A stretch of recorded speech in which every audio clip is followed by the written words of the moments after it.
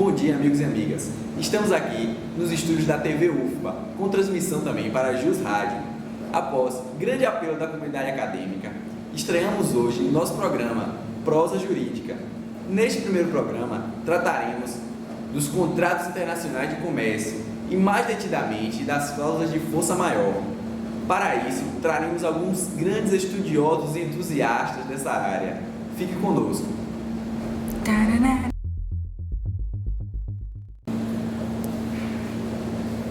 Vamos agora à nossa primeira convidada, diretamente de Alagoinhas, a colega Marli Macedo. Bom dia, Marli. Bom dia, Pedro. Gente, é uma honra estar aqui no primeiro programa com meu colega Pedro. A honra é nossa. Então, Marli, diante do tema escolhido, eu queria que você nos desse uma abordagem introdutória, um histórico, um contexto. Tá bom. Assim, com o desenvolvimento da economia mundial e o surgimento de novas e complexas relações comerciais, as operações econômicas internacionais passaram a ser uma realidade na esfera mundial. O direito internacional privado representa, na atualidade, uma das áreas jurídicas que mais cresce e se aprimora. Tal desenvolvimento se deve, em grande parte, à imensa integração existente na sociedade contemporânea entre os povos, via globalização econômica, social, cultural e política, fato que acaba por refletir, inevitavelmente, nas relações jurídicas. Com certeza. Mas, falando mais especificamente das relações jurídicas, dos contratos, o que é que você pode trazer para a gente? Assim, Pedro, sobre os contratos, eles são fundamentais para a circulação e criação de riquezas no mundo globalizado, deixando de ser meros instrumentos de negócios que afetavam única e exclusivamente as partes que deles se obrigavam, passando a ser instrumento propulsor do desenvolvimento e do crescimento econômico. Paulo Luiz Neto Lobo esclarece que a ordem econômica se realiza mediante contratos. A atividade econômica é um complexo de atos contratuais direcionados a fins de produção e distribuição de bens e serviços que atendem às necessidades humanas e sociais. As regras mais comuns para identificar o que sejam contratos internacionais e diferenciar dos contratos nacionais relacionam-se com o domicílio das partes em diferentes estados. Além de refletir o fluxo de serviços, tecnologias ou valores entre os estados e pessoas em diferentes territórios.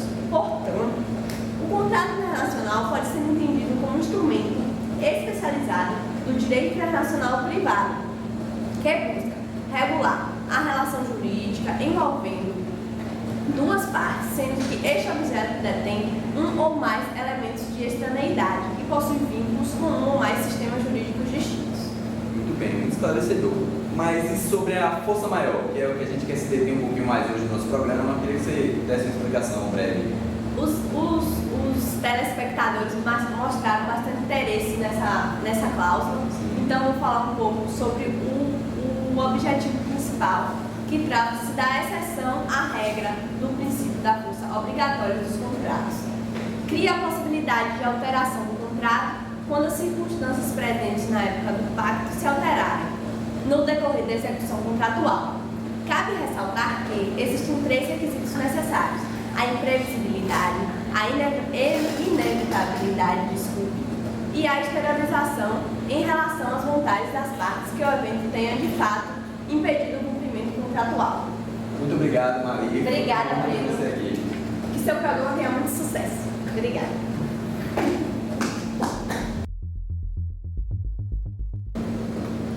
Vamos ao nosso próximo convidado, diretamente de Feira de Santana, a Princesa do Sertão, nosso colega Tiago Rios. Bom dia, Tiago. Bom dia, Pedro. Obrigado pelo convite. Uma honra ter você aqui. Então, Tiago, dando sequência à apresentação da nossa colega Marli, eu queria que você focasse um pouco mais na seara internacional. O que você pode explicar para a gente? Bem, no âmbito do comércio internacional, os contratos internacionais são ferramentas fundamentais para a concretização de uma transação. A priori, é fundamental ressaltar a regulação de tais contratos, uma vez que padrões são necessários e o afastamento desses poderia ocasionar um desnível de obrigações atrelado a tal transação. Essa regulamentação é feita por órgãos internacionais, como o Unidroit, o Unicentral, a CCI, que é a Câmara do Comércio Internacional, e a mais famosa, a OMC, que é a Organização Mundial do Comércio. Porém, assim, a força majeure, assim adotada no comércio internacional pela CCI, é cláusula fundamental para garantir que eventos externos e imprevisíveis fossem passíveis de desobrigação contratual, impondo assim a subjetivação de um preceito justo, uma vez que as partes não teriam controle sobre esses eventos. Mas, no caso, que eventos seriam esses e quais seriam as consequências para a instalação dessa cláusula? Bem, os eventos se dividem em eventos humanos, que seriam basicamente ocorrências como terrorismo, guerra civil, epidemias, greves, ou mesmo de origem natural, sendo chamados de atos divinos no âmbito internacional, que são alagamentos, terremotos, furacões, entre outros. Para a instalação da cláusula, é preciso anteriormente serem elencados os eventos a serem cobertos, as consequências a serem tomadas, que parte aplicará a suspensão da obrigação e, caso o evento perdure, as ações a serem tomadas posteriormente. E como se daria essa aplicação no sistema jurídico? Bem, como os contratos internacionais são regidos a partir da legislação do país proponente do contrato, sem excluir a regulamentação por órgãos internacionais, claro, existem posições diferentes quanto à aplicação da cláusula de força majeure. É o caso do sistema inglês, do Common Law, que por costume admite a existência de evento imprevisível e danoso, porém não pratica a exoneração da obrigação, tendo assim um prejudicado tendo que arcar com o devido contrato, o que é devido no contrato. Certamente, em ocasiões como essa, o acordo seria a melhor opção. Tiago, muito obrigado pela participação. Eu que agradeço.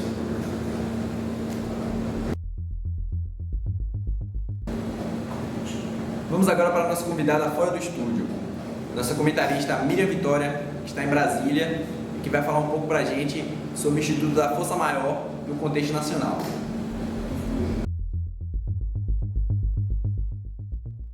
Bom dia, eu sou Miriam Vitória, correspondente aqui de Brasília, e eu falarei um pouco sobre a incidência da cláusula de força maior no Brasil. Explica-se a força maior utilizando os rigores da definição dada pela jurisprudência e pela legislação do país. Em específico, a força maior, de maneira geral, significa que a força maior no nosso Código Civil de 2002.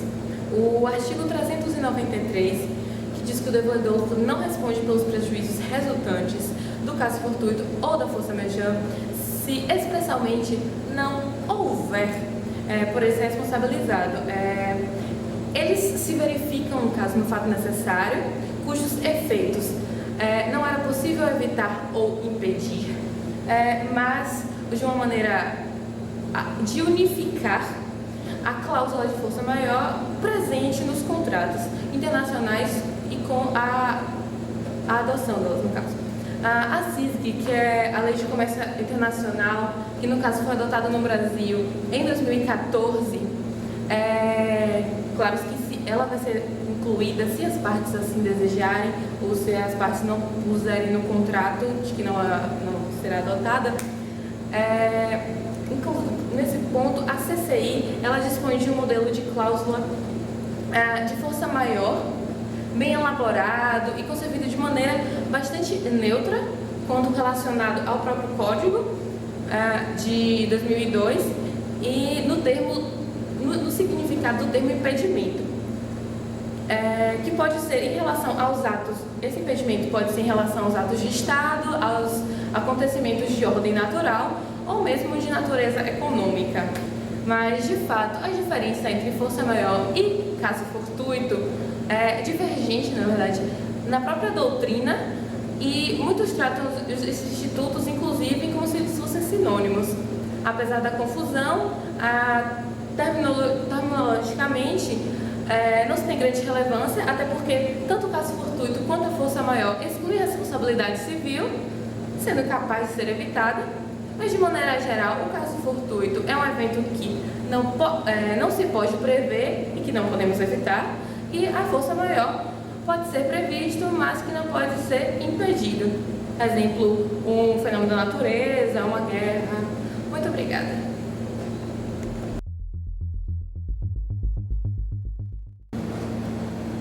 Ampliando um pouco o debate, vamos tratar agora da cláusula de Hart-Chip, que por vezes confunde com o tema da força maior.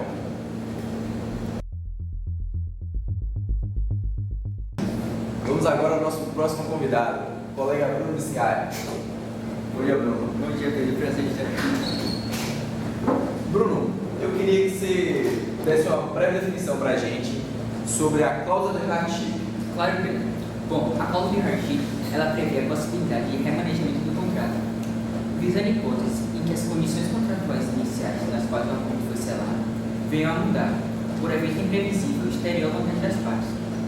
VC, tal modificação poderá causar um desequilíbrio nos termos iniciais e, a partir disso, ocasionar para uma das partes um endurecimento das condições, um rigor injusto. Assim, com a cláusula de hardship, existe a possibilidade de adaptar o contrato a uma nova realidade diferente da inicial, sem necessidade de dissolver. Então, eu queria que você me dissesse como é que se efetua essa cláusula. Bom, tal cláusula contratual não tem efeito automático.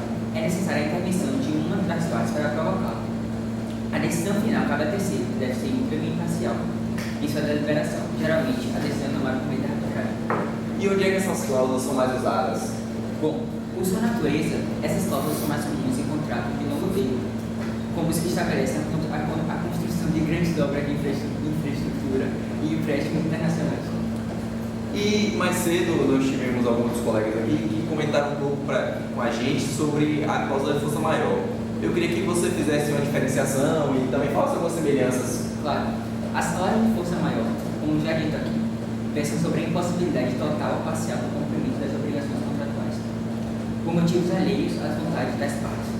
Já a cláusula de hardship, ela regula episódios em que o cumprimento do contrato é possível. Entretanto, fatores estranhos também alheios à vontade das partes e à situação inicial do contratual, pois o tornam demasiadamente oneroso para uma ou para ambas as partes.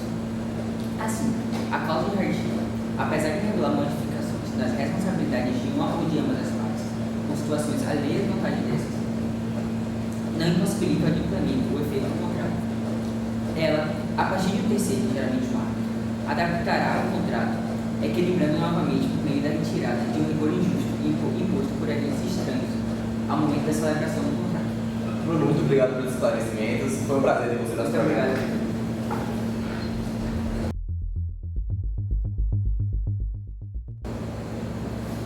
Vamos ao nosso próximo convidado, o colega Yuri Rangel. Bom dia, Pedro. Bom dia, Yuri. Prazer fazer parte dessa prosa jurídica. Prazer nosso ter você aqui. Então, Yuri, eu queria que você comentasse um pouco com a gente sobre a jurisprudência desse tema de hoje. Bom, a força maior, apesar de ter o seu significado muito bem definido e delineado, seja pelos doutrinadores, seja pelos conhecedores da área, a jurisprudência, em contrapartida, não é tão simples assim. É muito mais heterogênea, é muito mais complexa e precisa, assim, de uma atenção diferenciada. Tais ações, decorrentes de decisões prolatadas pelos tribunais brasileiros, decorrentes de força maior, gravitam majoritariamente em torno de ações judiciais que envolvem indenizações. E você poderia dar algum exemplo de um caso mais concreto para a gente entender melhor? Claro, dezenas de processos chegam todos os dias ao STJ envolvendo força maior e as indenizações dele decorrentes. Um exemplo muito importante é o assalto à mão armada em transportes públicos, que são classificados pelo STJ como um fato inesperado e inevitável, digno de ser chamado de força maior, no qual as empresas de transporte não devem, de forma alguma, serem punidas por não ser essa a atividade fim da sua condução de passageiros.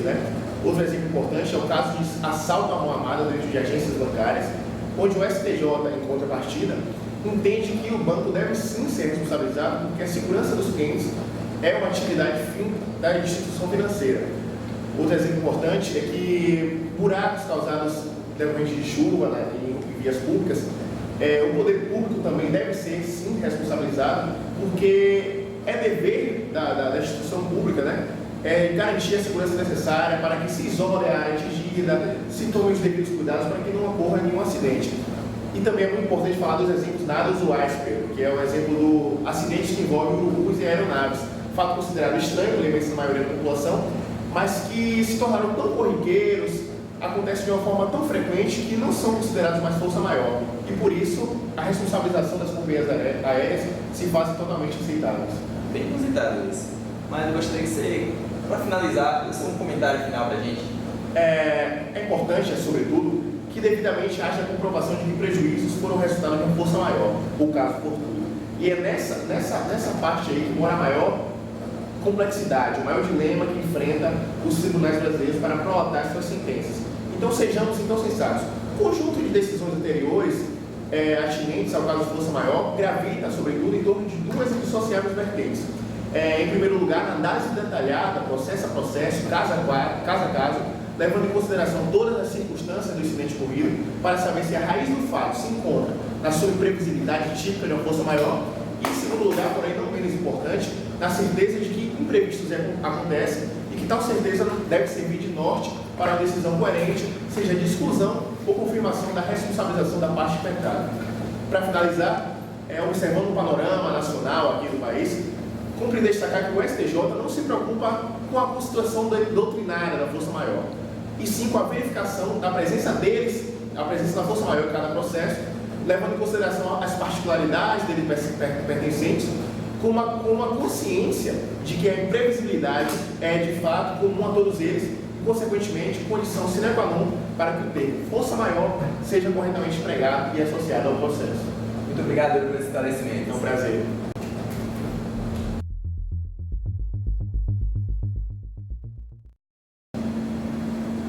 Chegamos ao fim deste programa com a expectativa de ter sido prazeroso e construtivo. Após os nossos interessantes debates, podemos concluir que hoje o comércio internacional é uma realidade em constante expansão. Diante disso, faz-se indispensável uma ordem jurídica para regular essas situações emergentes. As distinções e semelhanças antes expostas nos indicam que, apesar desse crescimento evidente, a regulação do comércio internacional ainda carece de certo empenho por parte dos operadores do direito, em especial no território brasileiro, que infelizmente apresenta um atraso legislativo. É preciso acurada atenção para tratar dessa realidade, que tem trazido novíssimos e complexos desafios e que demanda também novas soluções. Assim, fazem-se necessários esforços conjuntos entre os entes nacionais.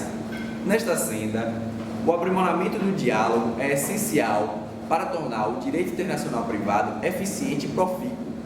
Institutos como o da Força Maior contribuem para fortalecer uma ideia de um direito internacional que não está lá para acirrar conflitos. Pelo contrário, está lá para solucionar as agruras daqueles que dele necessitam.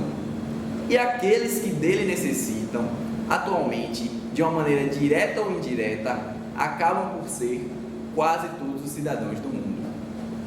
Muito obrigado pela sua atenção e espero que tenha gostado dessa nossa prosa jurídica. Abraço.